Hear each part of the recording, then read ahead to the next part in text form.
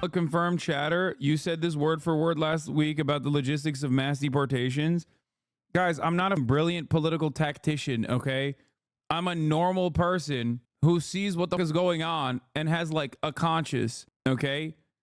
What she's doing here, verbatim, what I've said she should be doing for a very long time now, is the bare minimum that I am shocked that they didn't get to already. Okay, fall back on being a dumbass quick. What? I mean, first of all, this is a moment where I should be saying I have the gift of prophecy. Like, call me Apollo, not calling myself a dumbass. The reason why I'm saying that is because even as a dumbass, okay, I can see certain things that are going on and be like, why won't she communicate? Conscience. Sorry, not conscience. It's just common sense. But yeah, here. Vice President Kamala Harris on Wednesday criticized the Republican Donald Trump's promise to deport millions of people who are in the United States illegally, questioning whether he would rely on massive raids and detention camps to carry it out. Harris, the presidential nominee, told the Congressional Hispanic Caucus Institute's annual leadership congress that the nation can find both a pathway to citizenship for those who want to come and at the same time secure the border. We can do both, and we must do both, she said. Trump, for his part, was heading to Uniondale in New York, Long Island, as both candidates took a break Wednesday from campaigning. Harris harked back at the Trump administration's immigration policies as she bid for Hispanic support. While we fight to move our nation forward to a brighter future, Donald Trump and his extremist allies will keep trying to pull us backwards, Harris said. We all remember what they did to thank God. We all remember what they did to tear families apart, and now they have pledged to carry out the largest deportation, a mass deportation in American history. Imagine what that would look like. And what that would be. How's that going to happen? Massive raids? Massive. Okay, this is verbatim what I've said on stream like 1,000 times over. I get it. Okay, now I know why. Now I know why chatters were saying what they were saying earlier. Okay, massive raids, massive detention camps. What are they talking about? She said. Her staffers finally caught up on the VODs. Meanwhile, this is what JD Vance is doing. Hi, Senator. Mia McCarthy with Politico. Question for you about the Haitian migrants in Springfield. So I know you've talked a lot about how we need to deport illegal aliens, but I wanted to ask you, the majority of the Haitians in Springfield came under TPS, so they are here legally. And I know you've expressed a lot of your issues with the TPS program and wanting to change that under a Trump-Vance administration. But I guess my question for you is, if you become the vice president under a Trump administration, what will you guys do about the migrants that are already there, since they did arrive legally? And a follow-up to that, if you plan to deport them, how would you do that legally? Dude, the media should have been asking these questions like for months at this point. And the Democratic Party is absolutely at fault for this. Yeah, 54% of Americans back mass deportation of immigrants. It was higher than that like 2 months ago, by the way. Okay.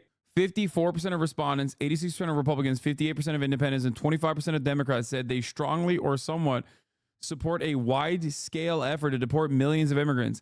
And 59% said they are closely following the immigration situation at the U.S.-Mexico border. They're not. Okay? It used to be 60%. Now it's down to 54%. Now, I need you to understand something. Okay? People look at this poll and go, oh my God, America is so... And to a certain degree, yes, you're right. America is very... But what you also fail to consider is that these guys, once again, have no... Instead, the Democrats have personally launched their own right-wing white nativist anti-immigrant sentiment in the form of legislation. Okay? Democrats have adopted the right-wing framing on the matter, which was always insane. I fear that Kamala Harris is far too late to the game and you know, switching her trajectory now. And I don't know if there's going to be enough time for her to adequately craft a narrative around it, especially when it'll be called into question. Like her policy prescriptions will be called into question. A really phenomenal time to do this would have been during the debate, because, and I've been saying this quite a bit as well, especially recently with the Haitian immigrant stuff. One of the aspects of how frustrating the Trump administration was for average Americans was the reality that Trump greatly accelerated, galvanized, emboldened some of the biggest dumbasses in our country. Okay? That is a massive, massive motivator to get people to go out and vote against Donald Trump. Like, it is not just a it is not, it's not an issue that causes like significant material harm. Okay. To advocate against the Republican Party's like endless blood libel against migrants is already both the morally correct position and also beyond that, a smart political position to take as well. But beyond that, just to simply remind people, one of the most significant aspects of the Trump administration from the eyes of like the median voter that doesn't really like to pay attention to issues at all, okay, is emboldening the dumbest people in society into feeling like their opinion is worth a damn. Do you see what I'm saying? That was an incredibly stupid time. People were just like straight up dying from COVID and still denying its existence on their deathbeds. People were getting separated from their children and being placed into concentration camps at the border. And the defenders of this unimaginably cruel policy were outwardly just being like, nah, they deserve it, brother. Shut the up. Remember how that felt. If you can't think about the abject cruelty on its own as a standalone problem, then think about how that made you feel. Think about how angry and resentful that made you feel. That is absolutely a phenomenal anti-Trump message that she can run on. To be like, see, remember this Haitian migrant? It is basically a callback to all of the times that the Republicans lied about a multitude of different issues and had their followers chirp and repeat those ridiculous lies. That's it. Well, look, this is a media and Kamala Harris fact check that I want to clarify and clear up right now. And now the media loves to say that the Haitian migrants, hundreds of thousands of them, by the way, 20,000 in Springfield, but hundreds of thousands of them all across our country, they are here legally. And what they mean is that Kamala Harris used two separate programs. They are, though.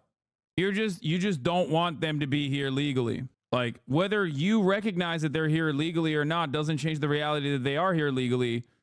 You just want to make them illegal. You want to believe that they're illegal. That, by the way, that right there is actually the truth, which is the difference between an undocumented migrant and a documented migrant is paper, okay? That's it. This is the other side of that reality, and it gets scary when you think about it from the framework of the Republicans, where they're like, well, they're here legally, but it doesn't matter. I still think they're illegal, and I will take away their paperwork, versus what I say, which is they're here legally, and the people here who are illegal could be made to be legal migrants. Parole and temporary protective status. She used two programs to wave a wand and to say, we're not going to deport those people here. Well, if Kamala Harris waves the wand illegally and says these people are now here legally, I'm still going to call them an illegal alien. An illegal action from Kamala. I just want to point to something here. Two different things that I want to fucking mention. One, Trump blocks Venezuelans' deportation and last political gift. Two, Trump grants Venezuelans temporary legal status on his way out. Okay? Just understand that, like, a lot of the Venezuelans that came here directly as a consequence of Donald Trump's crippling sanctions on Venezuela. Okay? And not only that, but also he granted them TPS. I think part of the reason why they're hitting the Haitian stuff instead of the Venezuelan stuff any longer is because obviously Trump granted Venezuelans TPS, okay? Temporary protected status. The legal framework for them to exist inside of the U.S. boundaries without any additional scrutiny, okay? But he did also end TPS for Haitians. So now he can say, you know, we didn't do the Haitian thing. Kamala Harris did. Having said that, however, there were already hundreds of thousands of Haitians with TPS, temporary protected status, living inside of the U.S. borders, and they continued to receive an extension on their temporary protected status under the Trump administration as well. Here it is. Haiti was initially designated on the basis of extraordinary and temporary conditions in Haiti that prevented nationals of Haiti from returning in safely. Following the initial designation, TPS for Haiti was extended and redesignated once from July 23, 2011 through January 22, 2013, based on the extraordinary and temporary conditions. Thereafter, TPS for Haiti was extended 4 times based on extraordinary and temporary conditions, 2013 to 2014, 2014 to 2016, 2016 to 2017, and from 2017 to 2018. Subsequently, the secretary announced the termination of the TPS designation of Haiti effective on 2019. So Trump both extended the TPS status to Haitian migrants and then revoked it. Okay, he did. But this has been an ongoing temporary immigration status that has been afforded to victims of major conflicts for a very long time. Okay, it's not new, and Trump did this as well. Trump also happened to take away the TPS status of Haitians, for the record, but once again, he definitely did not do so for Venezuelans. Okay, so when these talk about the magic wand, what they fail to mention, or what they fail to acknowledge, is that they've also waved that magic wand. Okay, Kamala Harris does not make an alien legal. That is not how this works. Yeah, shut the cup. Anyway, here, the Democrats are changing their messaging a little bit, finally going back to the old school Democratic Party, which was still not good enough, but at least it wasn't like overtly and also completely captured by right-wing interests. Yes. Let me be clear. We believe in an immigration system that reflects our values. We don't demonize immigrants.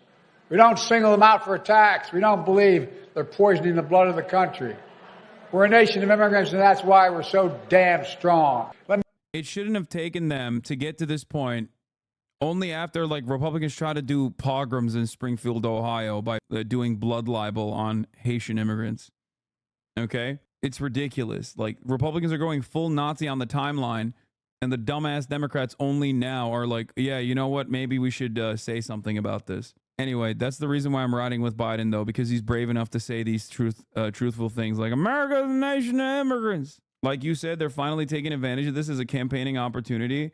I know, it's so insane that it has taken this long. It's so goddamn frustrating. Anyway, I'm riding with Biden because he didn't. Now they have pledged to carry out the largest deportation, a mass deportation in American history. Imagine what that would look like and what that would be.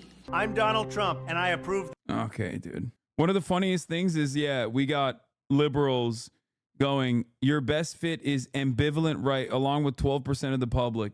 Shocked to find out that a Kamala Harris supporter is ambivalent right. Anyway, these poll results about respondents saying that they would love for mass deportations to happen in this country are correct. It's a correct snapshot that reflects how far right we've moved on this issue.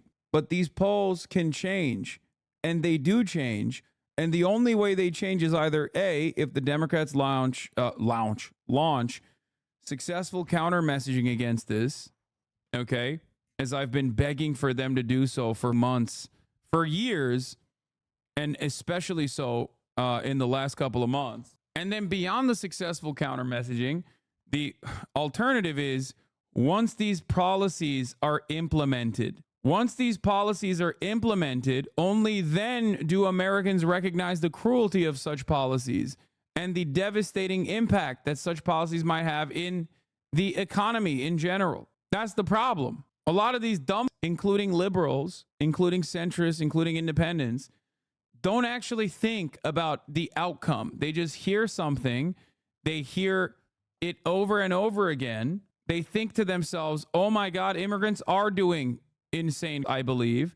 And it's not like the Democrats are saying the opposite. So I'm willing to believe that myself, that immigrants are doing massive. Okay. And then they see the polls, especially after they see the polls of like 62% of the public saying like they want mass deportations. There is no counter messaging for it whatsoever.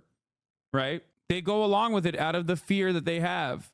The fear that like, oh, people really want this. It really ends up happening. And only then people go, oh, maybe it wasn't such a good idea.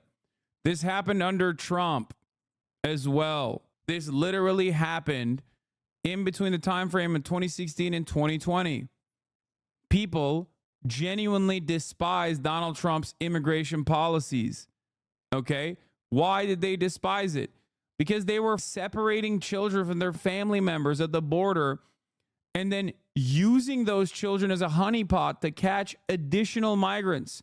They were doing dragnets. They were doing mass deportations. And the Democrats, because they were in no position of power, were behaving like the little radicals they are when they're far removed from power. Okay? All of the independent thinkers that love watching American TV and love, paying close attention to politics in general are just bots that repeat whatever television man tells them. They do not think on their own about the impact of such policies. They do not think on their own about like the veracity of the claims being made on television about migrants, especially when there's no one on the other side of the duopoly saying, where are you getting this migrant from, dumbass?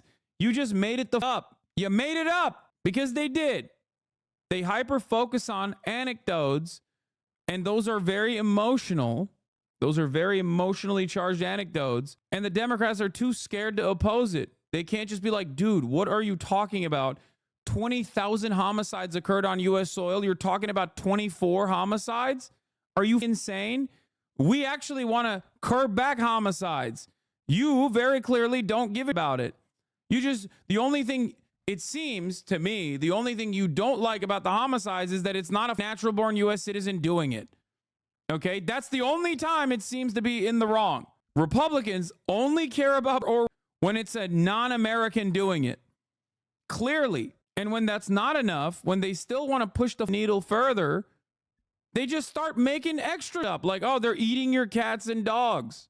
They're eating your pets. It's crazy. These are the very same people, if polled, would also, without even a shred of recognition for the irony, would say they are for mass amnesty. Okay? I'm letting you know right now. I know for a fact that if you were to ask every single one of these people, do you think there should be a pathway to citizenship for people who have, been inside of the U.S. borders for however many years, as long as they have no background, they would say absolutely. And they do. They polled it, and you see it in the anecdotes as well. You see this in the anecdotes. Like, there'll be Trump supporters who are like, yeah, my mom is undocumented. Build the wall. But also my mom should be allowed inside the wall and become a citizen. It's like, okay, that's weird. Why did you what? Like, those two things are at odds with one another, but okay. Anyway, something to consider. What did you say about this? I didn't see vids in your highlight channel. And that. What do you mean? I did cover it when it happened. It's not that big of a deal. It's only not that big of a deal that Richard Lowry said the N-word, because he basically writes it out in every article that he writes without actually saying the N-word, okay? That's the reason why you probably didn't see a highlight, even though I did cover it. It would be a bigger deal to me, at least. It would be a bigger deal to me, at least, if he wasn't saying it. 2 Springfield residents calling to complain about Haitian migrants taking geese. The audio is not broken. I just have the best goddamn noise gate in the game. Have you seen this yet? Oh, I was going to cover this, yes. God, I love the Republicans so much. Yeah, he said the N-word with a hard R, man. He had a Freudian slip, okay? It just rolled off the tongue too good. All right, we're going to cover Drop Site's Ryan Grimm destroying Matt Walsh, apparently. Okay, I want to see him humiliate this little demon. You catching me lacking? Don't get caught lacking at the top of the hour, though, because there's a 3-minute ad break coming for you at the top of the hour. If you no longer want to see those ads, all you need to do is subscribe for $6, even though it's September, so it's 30% off, or for free with a Twitch Prime. By connecting your Amazon Prime account to your Twitch account, you get 1 free Prime subscription a month. Use it on your favorite broadcaster. You can also get gifted a sub. That's it. Lexi T, thank you for the 5 gifted subs. Here's the 3-minute ad break now. Nobody thinks that it will benefit America to become more like Haiti. Nobody thinks that. Or I would challenge anyone if they do think. Yeah, who is going to like absolutely eviscerate America in the way that America has gutted Haiti? Barry Balls, thank you for the 10 community give the subs. Like, what do you mean? The problem here is for this, okay? He thinks Haiti is the way it is because black people run it, okay? He does not care about anything other than that. That's the reason why he's saying that, okay? What a stupid argument. Oh, well, it wouldn't. No one would think that it would benefit America if it turned into Haiti. It's like, yeah, except we would need a force so powerful that it must be extraterrestrial, because China could not do that to the United States of America as it stands currently. It would literally need to be aliens. That's the power differential between the United States of America and Haiti. Okay? So we would need like aliens to America up in the way that we've Haiti up. It has nothing to do with the fact that like black people run the show there. Okay? Unless you're a little animal.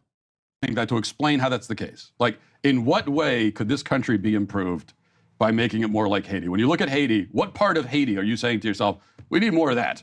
Beaches. Well, we have more beaches than them too, right? Don't we? Right. We're a much bigger. We don't want a marine invasion and occupation of the United States that constantly decapitates governments and takes the money out of the country and saddles us with we don't want the Clintons debt either. from a revolution. Yeah.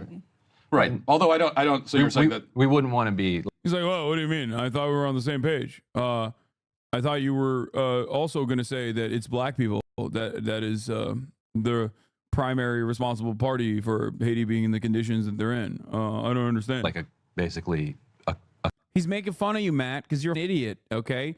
Because he's smarter than you. That's what's going on here, you dumbass. He's offering materialist analysis as to why Haiti is in the situation that it's in. A colony that the entire West spends 200 years punishing after the Haitian Revolution. I get that. I understand that. Oh, I get that. Oh, yeah. Do you? Do you get that? Like, how would that work? An alien force comes onto the planet, destroys and you know, makes every American citizen a slave, does horrifying things to them, and then Americans revolt against it, and then the alien colony is so goddamn powerful that they literally go, okay, you know what, you a bunch of our people, but like you still have to pay us reparations for actually, you know, fighting against the mass slavery that we put upon you.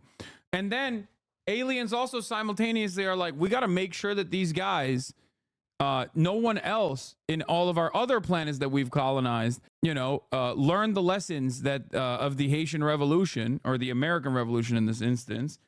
So we have to make sure, again, to keep them docile and you know, destroy their country every couple of years, so that like other humans don't actually look at that and go, "Ooh, that's successful. We should do that here ourselves." That, but also at a certain we point, wouldn't want that. No, yes, we wouldn't want that. But I would also say that that's not entirely why Haiti's in the position that it's in. I mean, at a certain point, as a country, you have to. Oh, he's gonna do the classic, like, well, you know, this is the classic American position. It's like, well, slavery was abolished, so why are black people still poor? Okay, move on.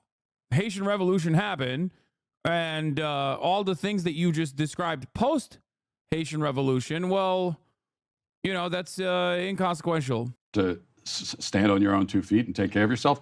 And but what point is that? They elect Aristide, and we overthrow Aristide. Then they elect Jovenel Moïse. Jovenel Moïse is assassinated a bunch of people with American connections, and then we install in 2021, like the United States installed the prime minister that we just ousted. Like, so we could say, okay, yeah, you got to get over the, 200 years ago, but like, we're still doing it.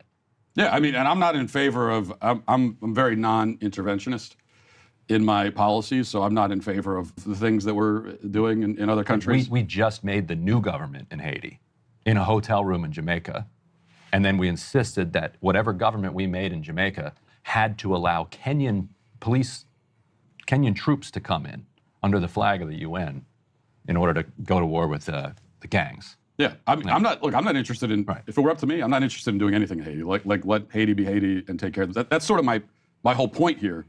No, you're not. Because you're using what we have done in terms of destabilizing Haiti as a way, while avoiding that, as a way to say, like, well, black people don't know how to run. Like, that's the point that you made. A point that requires everyone listening to not know anything about Haiti, which is fine because most people don't know anything about Haiti. That's the whole point. That's the reason why people get away with saying like insanely on a regular basis. Let them take care of themselves and their own problems. I'm also not saying that there's like never a scenario where we let someone from Haiti into the country. But it doesn't have to just be about Haiti. But when you're throwing open the gates and just inviting anyone, in particular, I the guess third world. I guess your assumption there was that it is. The United States is largely responsible for a lot of issues in Haiti, though. But of course, a conservative would never recognize that. You're wrong. Conservatives have recognized that and will continue to recognize that. That's the other part of the problem. You want to know why conservatives do recognize that as a simple talking point without ever thinking about it beyond that? Because the Clintons played a prominent role in up Haiti. Here is Donald Trump during the third presidential debate in 2016 telling Hillary this. And you take a look at the people of Haiti.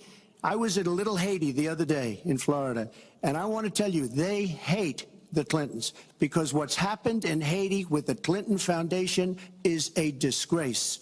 And you know it, and they know it, and everybody knows Secretary it. Clinton. Very quickly, Look at that. As a simple talking point, they know how to deploy that real easy, okay? They hate the Clintons, so they're like, yeah, Clinton's up Haiti. Haitian people that are creating the conditions on Haiti, and that if the Haitian people come to Springfield, they will recreate the conditions Well, but I don't that think are you in Haiti can- in Springfield, whereas what I'm saying is that it's actually the U.S. that has largely. I was gone for a bit. Did you see this? JD Vance lied again. Oh yeah, I did see this earlier today. I forgot to cover it. Why we need professional journalists. JD Vance rep tells Wall Street Journal about Anna Kilgore, a Springfield, Ohio woman whose cat went missing in August. So Chris Marr from Wall Street Journal, Pittsburgh-based Wall Street Journal reporter, drives to her house. She found the cat in her basement and apologized to her Haitian neighbors. A Vance spokesperson on Tuesday provided the Wall Street Journal with a police report in which the resident had claimed her pet might have been taken by Haitian neighbors. But when a reporter went to the house, she said her cat, Miss Sassy, which went missing in late August, had actually returned a few days later, found safe in her own basement. Kilgore, wearing a Trump shirt and hat, said she apologized to her Haitian neighbors with the help of her daughter and a mobile phone translation app. I don't even give a how old this lady is. She needs to go and work on the land, okay? She needs to toil the land for at least a year. Do you understand? This is my solution. Send her to the camp. Send her to work the goddamn fields, re-educate her, teach her poetry, teach her the arts in the process. Okay, that's it. This is after a week of coverage by mainstream media. They're more complicit in this than this women. They ran with a lie and let the liar repeat it over and over again. For sure, I agree. And you know I agree. I've been yelling about this nonstop. But also think about sending her to the camp. Like, re-education is a necessity at this point. You know what I mean? Think about how sick that would be. CNN did a ride along with some Haitians in Springfield, Ohio, getting picked up early morning for work. This van gets those that don't have transportation to their jobs. Part of why Haitians are settling in Springfield because demand for work is Other high. Haitian workers piled in on their way to their factory job in a nearby town. This will be our 7th pickup. We pull up, they're sitting on the porch ready to go. The company that organizes these vans says the demand for workers is high. Maybe just a first education. Yeah, that's what I mean. Re-education is education, okay? Everybody gets weirded out when I say those words, but honestly, like, I just mean rehabilitation, okay? I'm using spicy language surrounding it, but like, these people need education. Like, they actually do. They do. They need rehabilitation. They need education. They need to be normal, productive members of society again. They are completely checked out, okay? Many just don't have a way to get to work. The president estimates most of their business comes from Haitian immigrants. At this point, we are probably a 60-40 split. They add a great benefit to our workforce. These hopeful workers showed up just as the doors opened Tuesday. Or when would he like to start work? Cuando puedes empezar? Hoy. He says today. We're averaging 18 to 25 people a day. And that's people looking for new jobs? Yes, people that are actively looking for employment. We left Haiti because of the chaos. Vilson Dorsonville was a doctor in Haiti. He says he fled because he was going to be kidnapped. He's been in Springfield now a little over 3 years. But that's the other part of this. Is like, listen, dude, for those of us who are at least like first generation or fresh off the boat, like that are fortunate enough to be able to live on U.S. soil, like our parents are straight up insanely educated, insanely overqualified when they come here. But because of, in this circumstance, like the color of their skin or where they're from, you got a toothless, inbred, white supremacist piece of living in the town that you now have to work in, where you are incredibly overqualified for the job that you're working on, making significantly less than you deserve, going, that right there is stealing my cats. And it's like, what are we talking about, dude? What the are you saying? Like, that is so goddamn frustrating, dude. That's white supremacy. That's why it's like super funny to say this about Haitians who are like speaking 4 languages. You can speak 4 goddamn languages. You got one lady who can't even speak the English language that she learned since birth, being like, they're lesser than me. I know it. Dude's like an engineer and now has to do Uber Eats delivery here. And you're like, yeah, my god dang, Uber Eats delivery driver stole my cat. I know it because television man told me. Who the fuck are you? But he had to leave his fiancée and young daughter back home. I'm trying to deal with it, but, you know, it's still very hard. How old is she? She's 3.5 right now. Yeah. So she would have been just born right as you were leaving? Not even yet born.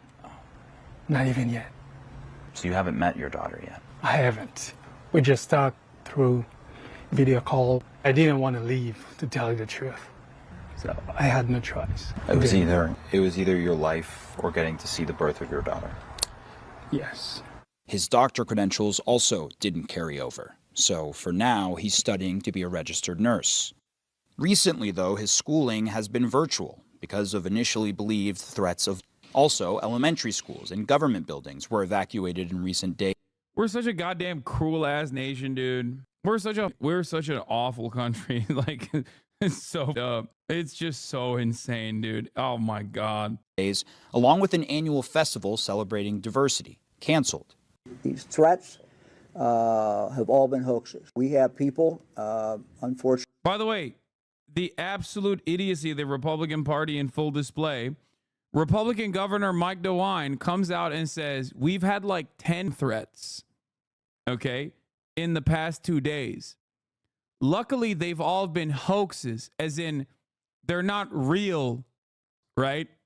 Like they're lying about there being as in there was no real there. Like they're threats, right? And these idiots, these assholes, either because they genuinely don't understand the English language or are purely monstrous pieces of, sometimes both, said, oh, see, he admitted that they're hoaxes, as in they're not, like there were no threats being issued. Unfortunately, overseas, who are taking these actions. As a precaution, though, the governor announced nearly 40 state patrol troopers will be stationed throughout the school district to sweep each building for threats and stay on site for security. It comes definitely normal, cool, and good that like every time something is in something is in the crosshairs of the Republican Party, like the broader, extremely online Republican movement, that like instantly doxing, swatting, threats, instantly. Like this is just the norm. It is a very weird thing that like doesn't really get discussed all that much. But that is straight up what is the normal process now. I guess the one good thing is that Americans are too fat and lazy to like actually do something. And instead they just, you know, try to use the police force as their mercenaries. But it's crazy that like that is just a normal aspect of politics now. In the middle of what's been a surge in Haitian population to the roughly 59,000 in Springfield, which had been declining in population. The city now estimates 12 to 15,000 immigrants, many, if not most of them Haitians, call Springfield home. We are hard worker and we are paying a lot of taxes. Yeah. All to try and make Springfield better. And while 33% increase in taxable revenue since last year, by the way, due to all these migrants working.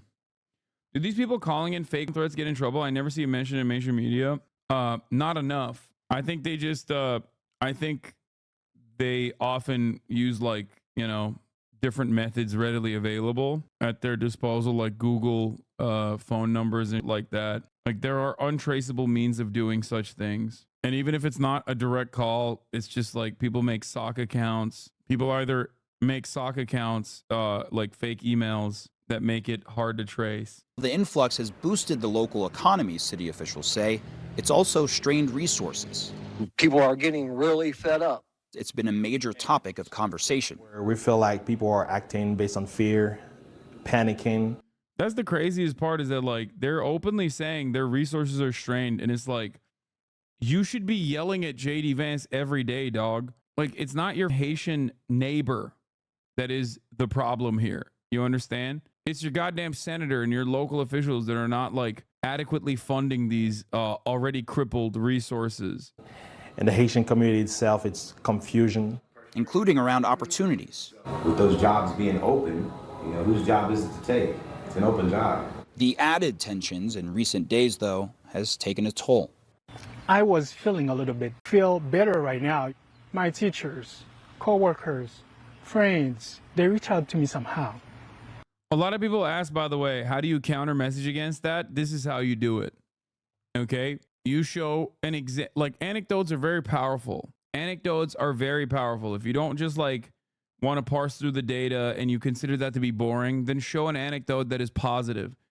Get a guy, like positive as in like his situation is still horrific, but like, you know, get a guy who's a doctor in Haiti coming here and working or trying to work as a nurse. Like that's the way to do it. Show that these are real people. I can't believe I'm saying this. Like, just humanize immigrants, please, is a crazy position that I have found myself advocating for. Like, it's wild. Asking me, how are you holding up? Okay, we love you. We need you here. You still see Springfield as a beautiful place. It is. He balances his new life with his old one, dreaming of uniting them both. Sometimes they call me, and there is a lot of shooting in the neighborhood.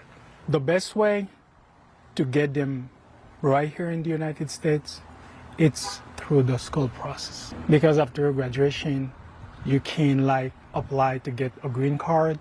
Through this, I can get them. Now, outside, going by, that's the noise there, but outside of even the recent politics here, I mentioned the strain on resources. We have seen that pop up in various aspects. For example, the state announced new resources for primary health care because those that may be arriving here might not have had the best health care to that point, but also adding state patrol resources to local law enforcement to assist in what they say has been an increase in dangerous driving. Specifically, they pinpointed to inexperienced Haitian drivers and all others who disregard the law. So there are pressure points within this community that have been tested, again, well before.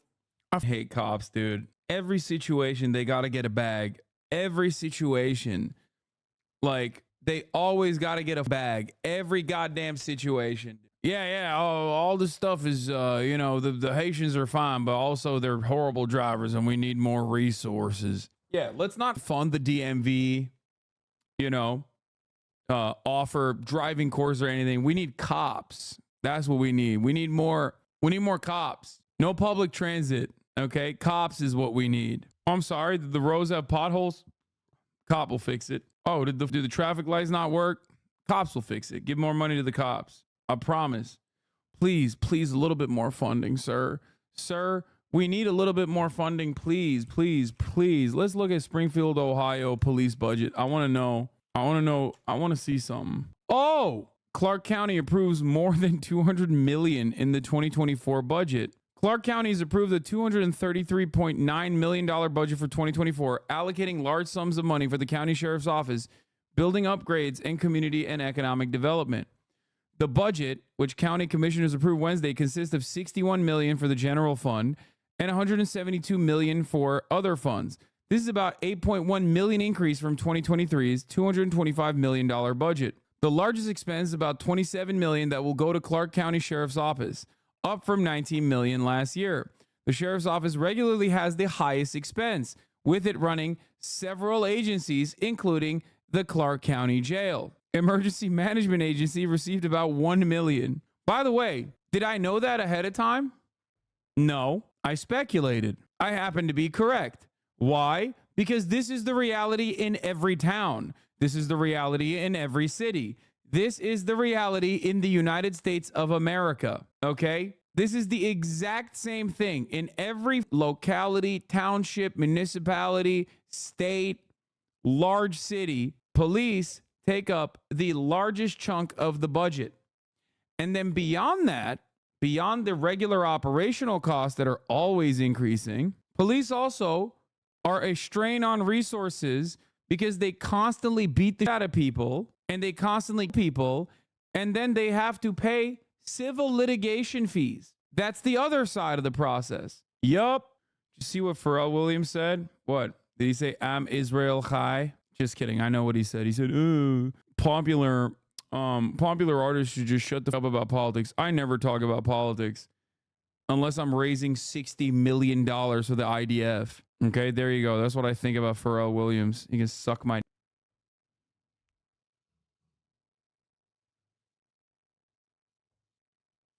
I bet he's happy. For the recent politics, but you talk to any of the Haitians here, none of them are being forced to come here. They all heard from someone else, another Haitian that was here previously, that this was a good place to live, and that has been a major portion of why they've ended up being here. And the city has also come out and said, no one is... Bro, you seriously want Pharrell to call you out? He's not going to hear me say this, okay? And even if he did call me out, who gives a... Vampire is forcing them to be here, but clearly they've found something that they wanted in this community. Again, well before all of these politics got involved over the last few weeks. Anyway, all right. What else is on the docket? I'm skipping the... Here's the Fed chair. Good afternoon.